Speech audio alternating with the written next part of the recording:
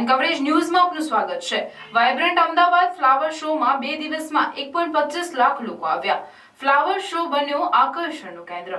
31 ડિસેમ્બરે 1 લાખ લોકોએ મુલાકાત લીધી। અમદાવાદના સાબરમતી રિવરફ્રન્ટ ઇવેન્ટ સેન્ટર ખાતે મ્યુનિસિપલ કોર્પોરેશન દ્વારા વાઇબ્રન્ટ અમદાવાદ ફ્લાવર શો 2024નું આયોજન કરવામાં આવ્યું છે। ફ્લાવર શોને પહેલા દિવસથી જ ખૂબ સારો પ્રતિસાદ મળી રહ્યો છે। શનિ રવિની રજાના 2 દિવસમાં કુલ 1.25 લાખ લોકોએ ફ્લાવર શોની મુલાકાત લીધી છે, જેમાં સૌથી વધારે રવિવારે 31 ડિસેમ્બરના રોજ 1 લાખ લોકોએ મુલાકાત લીધી હતી, તો ફ્લાવર શોના ઉદ્ઘાટનના પહેલા દિવસે 25,000 લોકોએ મુલાકાત લીધી।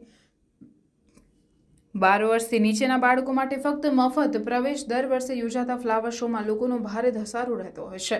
30 ડિસેમ્બરના રોજ શનિવારે રાજ્યના મુખ્યમંત્રી ભૂપેન્દ્ર પટેલ દ્વારા સવારે 9 વાગે ફ્લાવર શોનું ઉદ્ઘાટન કરવામાં આવ્યું હતું। ત્યારથી જ લોકોની ભીડ ઉમટી પડી હતી। શનિવારે 18,000 લોકોએ ટિકિટ લઈને પ્રવેશ મેળવ્યો હતો।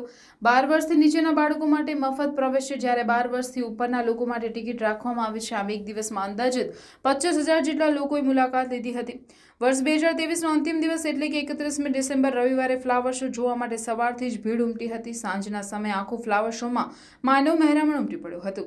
રવિવારે કુલ 72,000 જેટલા લોકોએ ટિકિટ લઈ પ્રવેશ લીધો હતો। 4,400 મીટર લાંબુ ફ્લાવર સ્ટ્રક્ચર પ્રદર્શિત કરવામાં આવ્યું। વાઇબ્રન્ટ અમદાવાદ ફ્લાવર શો 2024માં આ વખતે વિવિધ પ્રકારના 15 લાખથી વધુ ફૂલ છોડના રોપા મૂકવામાં આવ્યા છે, જે શહેરીજનો માટે અનેરું આકર્ષણ બની રહેશે।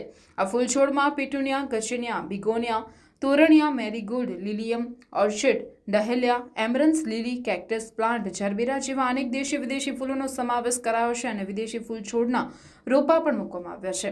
વધુમાં આ ફ્લાવર શોમાં 7 લાખથી વધુ રોપા દ્વારા 400 મીટર લાંબુ फ्लावर स्ट्रक्चर प्रदर्शित કરવામાં આવ્યું છે। अन्य खबरों के लिए चैनल को सब्सक्राइब कीजिए।